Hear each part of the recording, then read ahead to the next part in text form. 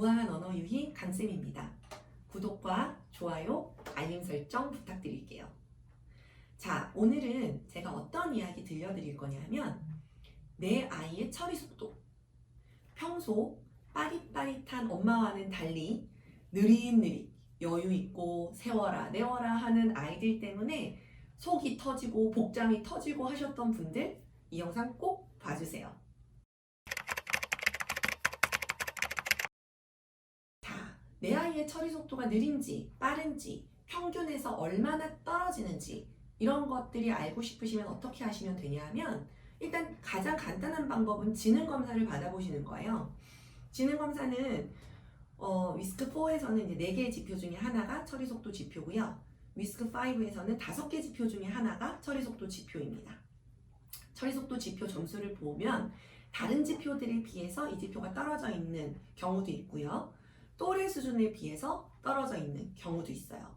그래서 그 둘을 좀 비교하시면서 내 아이의 처리 속도가 개인 내 아이 자체의 능력에서는 얼마나 떨어져 있나 또는 또래 친구들과 비교했을 때는 얼마나 떨어져 있나 이것을 확인할 수 있겠죠.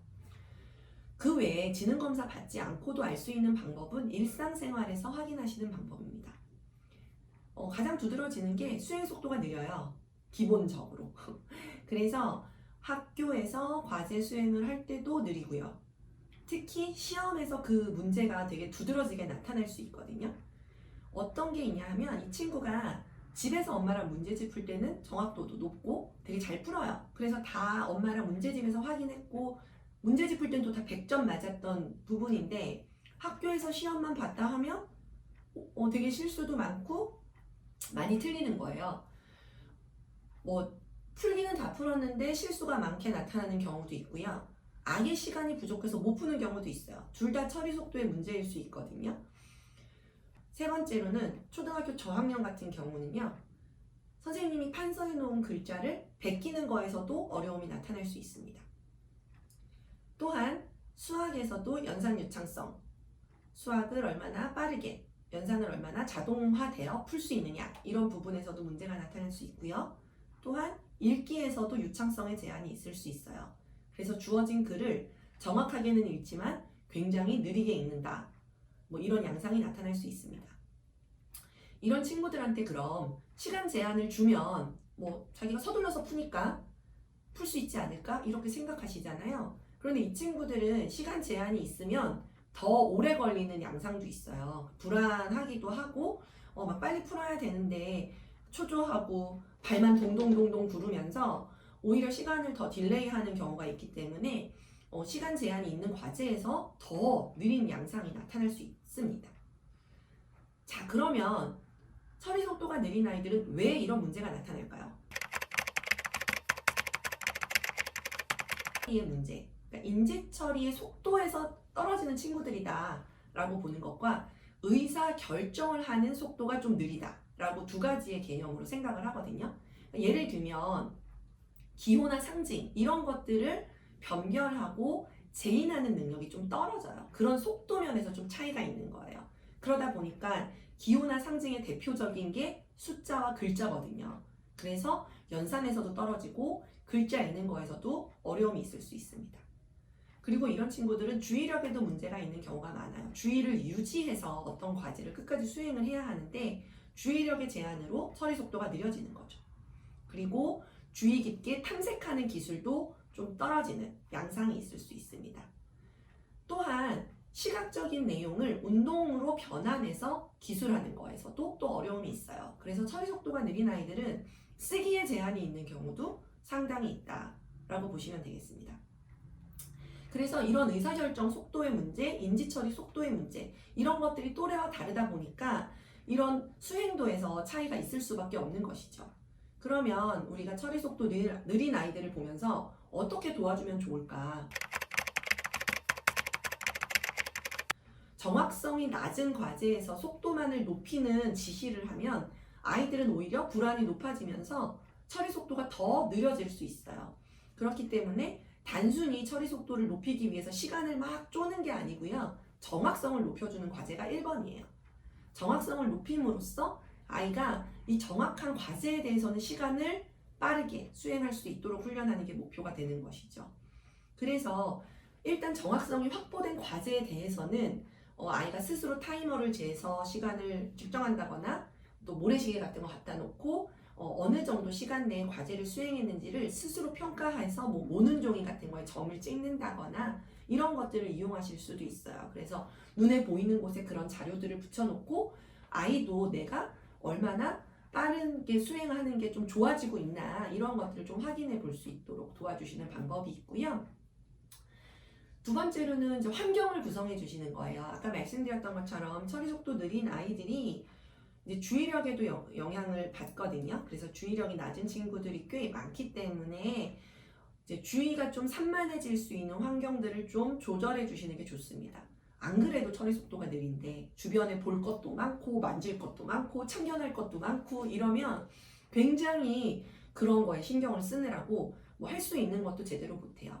중간중간에 딴 생각도 하고 들어오는 정보들을 이렇게 선택적으로 불필요한 정보는 버려야 되는데 선택적으로 탁 버리고 내가 주의할 거에만 집중하고 이런 기술들이 떨어지기 때문에 아이의 기술이 부족하다면 그거를 혼내실 게 아니라 환경을 구성해 주셔야겠죠.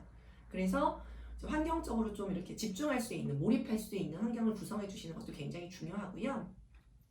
또 이런 친구들한테 중요한 거는 수행 시간을 좀 늘려주시거나 또는 과제량을 좀 줄여주시는 거예요.